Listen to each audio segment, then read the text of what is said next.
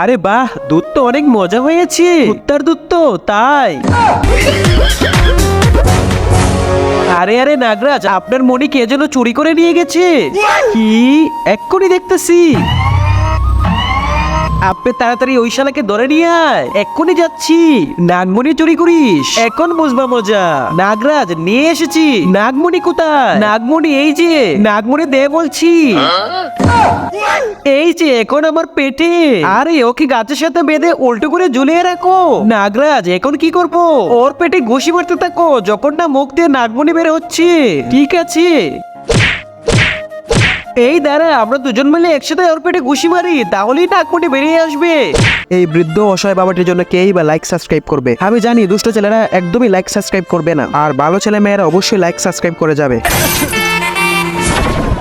আরে আরে, নাগমণি কিভাবে ভেঙে গেল? আপে বলো, এত জোরে জোরে ঘুষি মারলে নাগমণি তো ভেঙেই যাবে।